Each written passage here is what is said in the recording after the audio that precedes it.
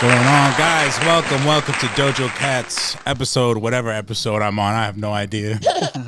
Yo, I'm here with the one and only DeeJay Vasquez, currently touring all over the country with Willie Barcena. Wow! A comedian extraordinaire. Wow! Anything you want to tell the people about yourself? What's up, baby? From Austin, Texas. Yeah, I've been touring around the country with Willie, man. It's been fun. It's been going on about like 2 years now. It's been great, bro. Learned a lot. 2 years touring with Willie, man. That's what's up, man. You gotta get into like any shenanigans? Hell yeah, dude. Hell yeah. We've been kicked out of a lot of bars. Tequila stories, huh? Dude, a lot of tequila stories. A lot of I'll tell you one.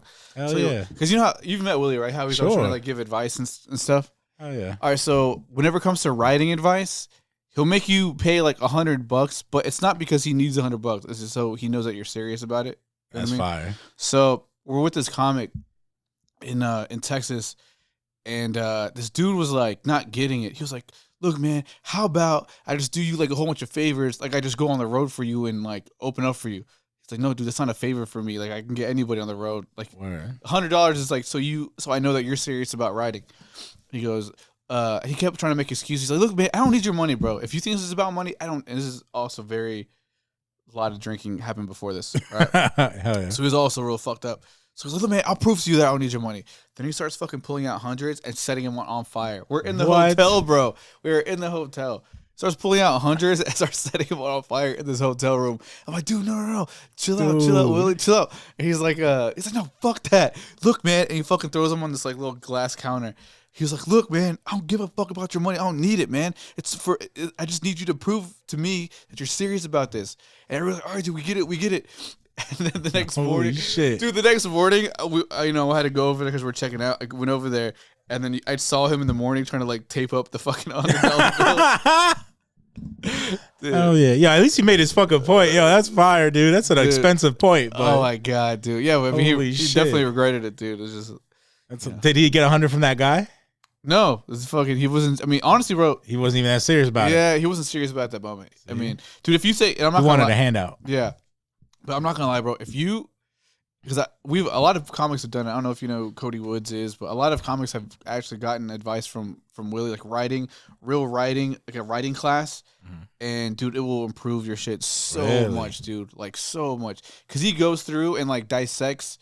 Because there's certain things that you have to, if you want that class, there's certain things that you have to come with, like a recording of like your worst set of like, all these things, right? And he will just dissect you so hard to where like it's in your head, like, oh, like the reason why you hold the microphone with two hands is because you're psychologically closed off with the crowd or whatever, like shit like that. You know what I mean? Like, so he'll break everything down to you, bro, and it'll make you do a lot of things differently, for sure. Yeah, I can't imagine a Willie Barcena class is very very similar to other classes. Like what is that like? Like, is it like a No, so this is what it is, right? Yeah. You'll and everybody's different because everybody has just a different style of things. But the first thing he'll do is he'll go over your set, right? So the very first thing he'll ever do for you is go over your set. Right, that's like step one, and he'll break everything down. Like, dude, don't use this word. Like, but the way he's a tough coach, dude. So like, he's not gonna like hold back on anything. He's gonna if something sounds stupid, he's gonna say it sounds stupid. If something sounds hacky, he's gonna say it sounds hacky. So then he'll break down your whole set, dude, to where it's like you're gonna be second guessing. Like, dude, I don't even know if anything I've said was ever funny ever. And then so after that, man, he'll teach you how to write, right? And then, but the way he teaches you is like, it's a lot of work, bro. It is a lot of work. And you're probably going to spend about like 2-3 hours like in a hotel room with him learning all this shit. But it's definitely worth it, man. Yeah, so it's not even like, oh, meet me here at this amount at this time. It is. Well, it's like, but like it's not like a classroom setting. It's like you're in his hotel, it's like, and he's just throwing advice at you. No, it's like this is what I want. He'll tell you to write shit down. He'll be like, "Look, here, write this note down. Write this note down.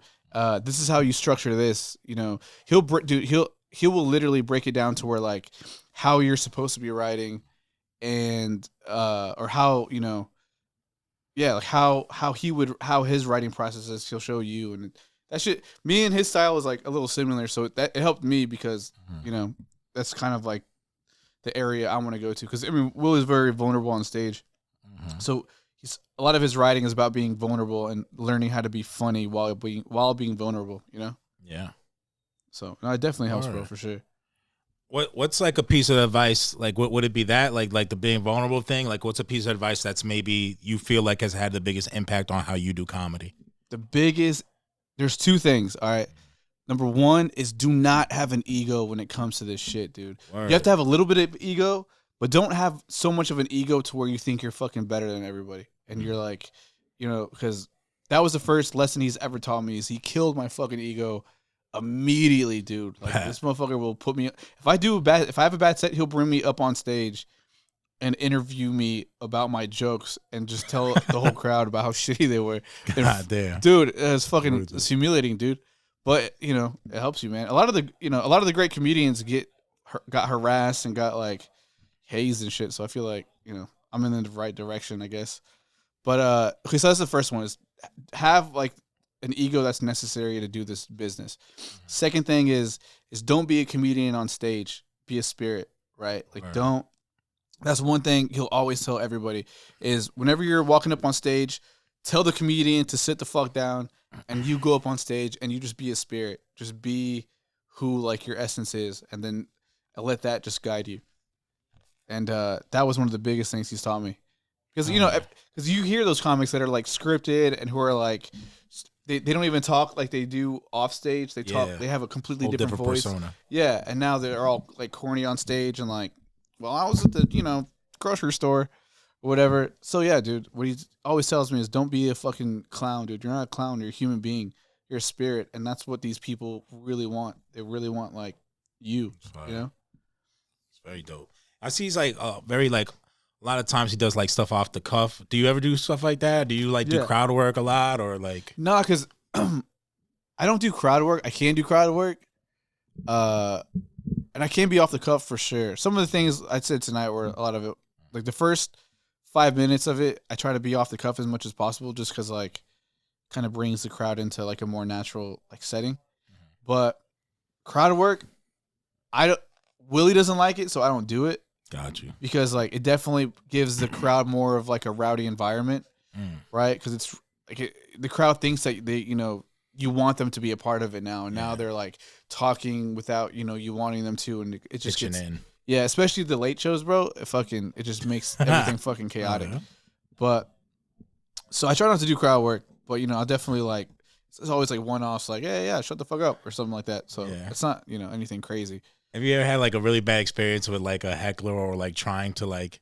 Oh hell yeah! Like you know, not even you necessarily doing crowd work, like a time you're forced to do crowd work just to get someone. Bro, yeah, dude, I've been fucking booed off stage, dude. Damn, dude. No. Okay, I wasn't booed off stage. I was booed.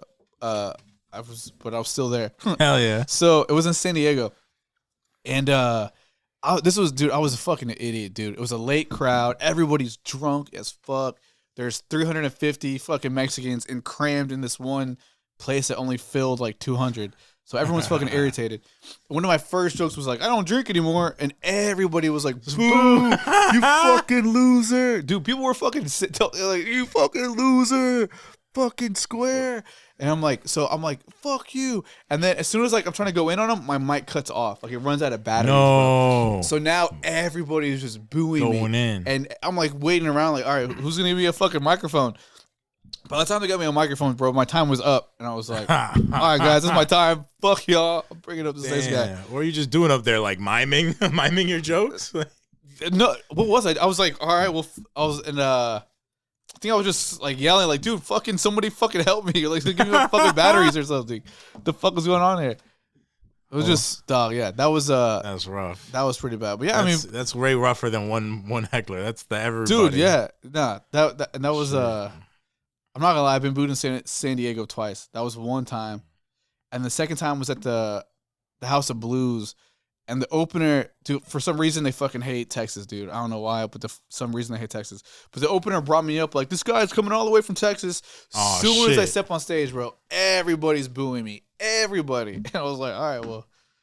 But just because you're from Texas? Yeah, dude. But I worked it out. That one was better because I was like, I got to like, the microphone didn't cut off. So I was like, both times they didn't give you a fucking chance. No, dude. bro. No. No, they didn't boo me in the middle of my set. They booed me in the first like sentence. Yeah. But other than that, bro, nobody's ever like stunted me or like done anything crazy like that. Oh yeah. Well, Willie's known to like when he's on stage have like a drink and stuff, which I'm sure like sometimes make you want to get a drink.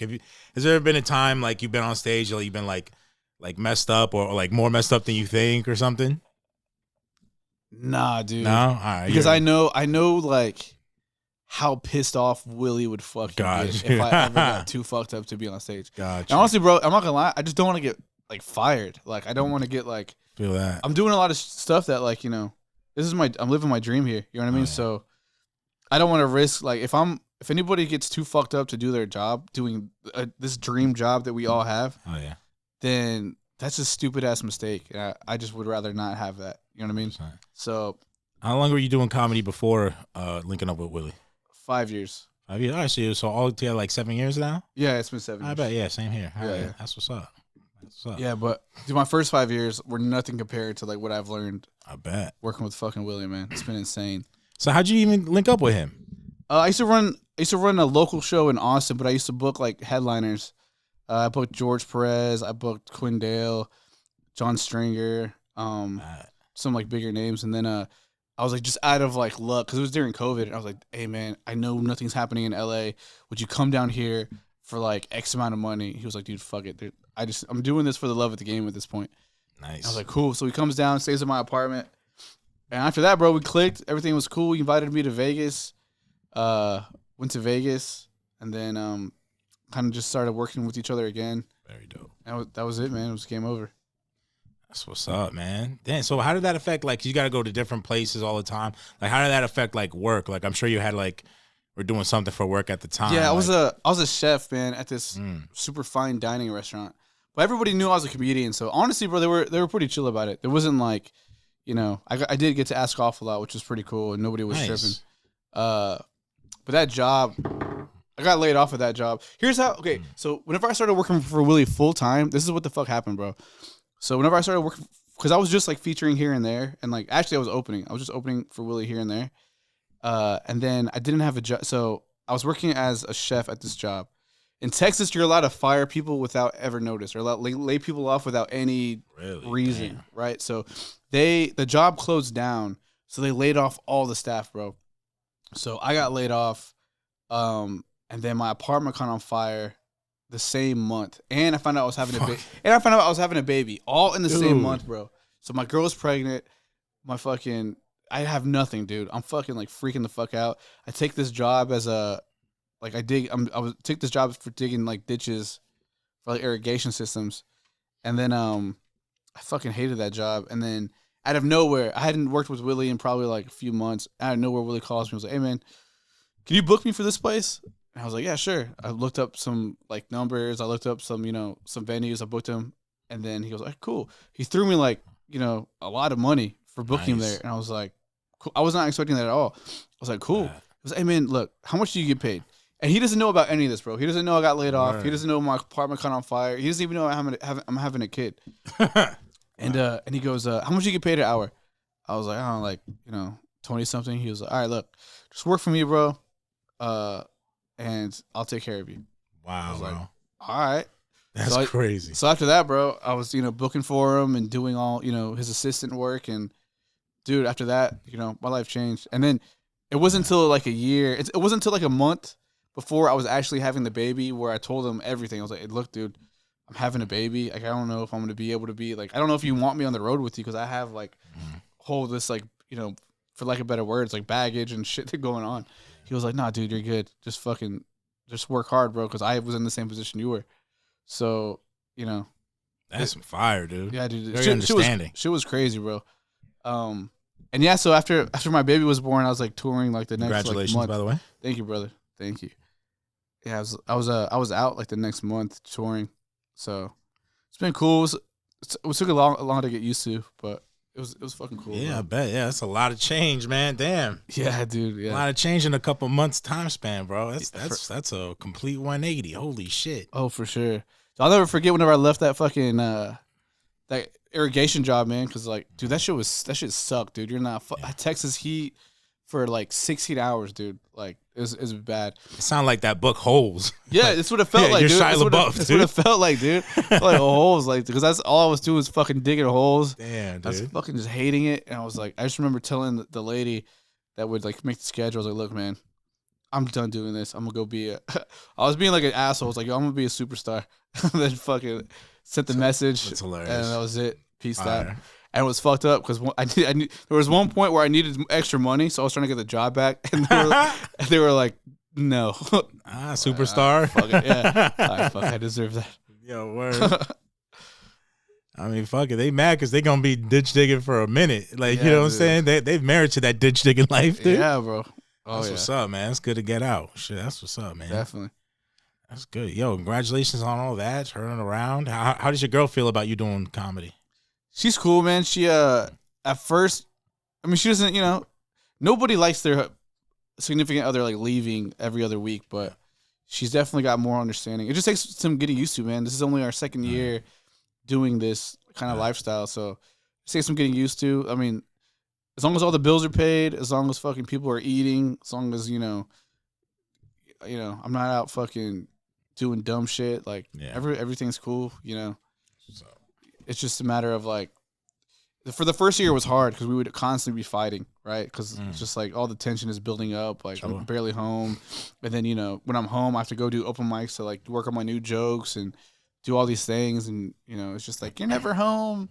Like, all right, bitch, I'm fucking working. What the fuck do you want me to do? You want fucking electricity in the house? yeah, word. So it was just a matter of You want to be able to see at night or not? Exactly. So, but after a while, man, she really understood like this is going to pay off later. Right now, it's just going to be me grinding for a while. That's what's up, man. You look at least have someone who developed the understanding. That's great. Yeah, dude, definitely lucky for sure. Do you have like a favorite city or a favorite state to go to for comedy? Like that you've witnessed? Damn, dude, that's tough. LA, of course, bro. I love LA. LA is fucking dope. I mean, Willie has so many fans in LA. But dude, honestly, bro, these crowds are so fucking fire, dude. These East Coast crowds are Dojo, fucking baby. fire, dude. Hell yeah. Nah, that's what's up. There was one crowd. The only crowd I don't really like is like, dude, Philadelphia, dude, was a tough ass fucking Yeah? crowd.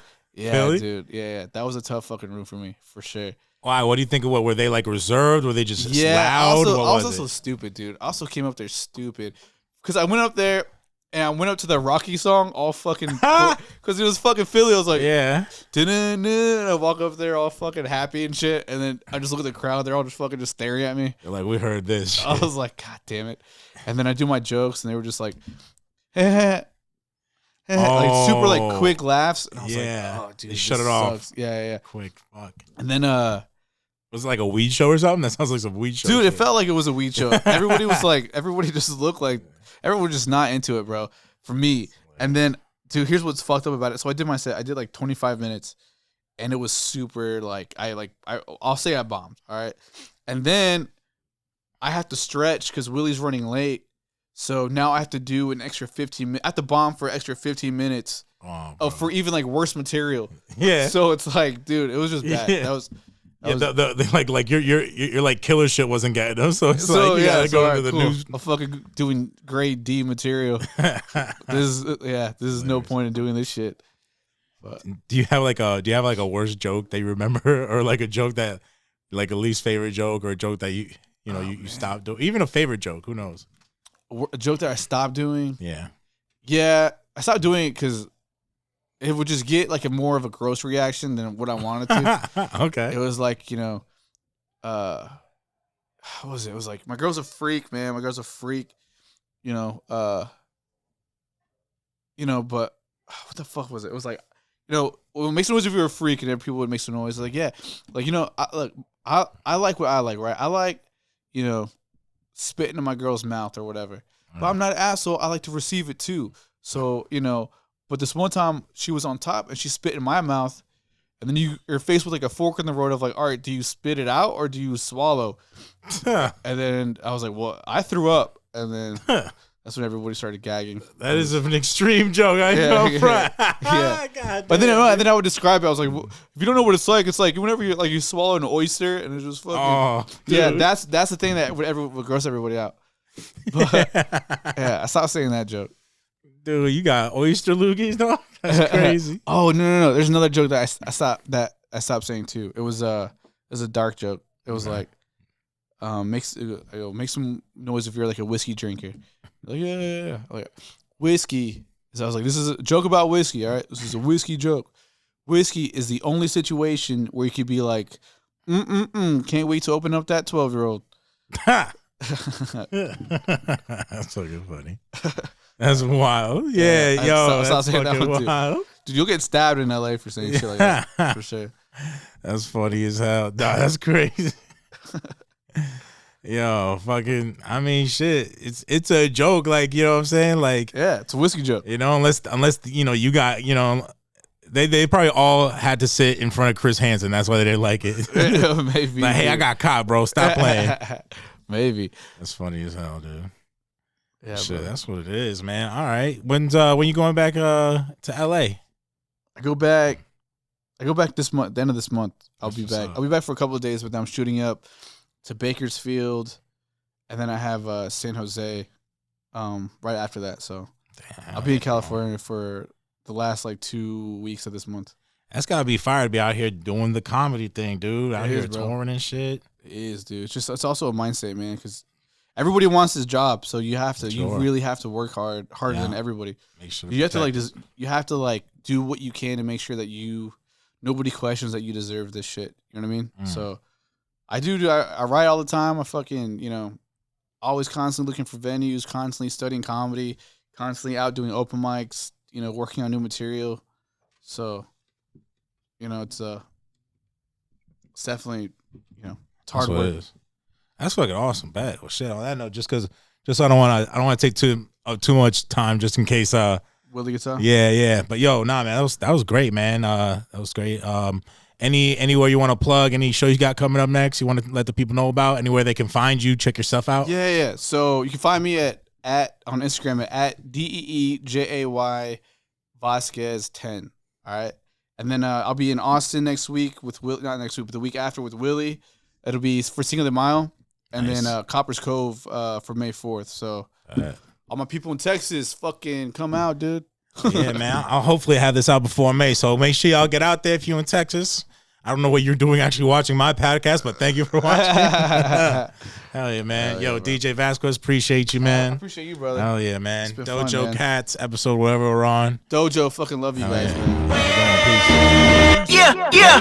Hey, I remember syrup sandwiches, Vanessa nigga with some syrup sandwiches.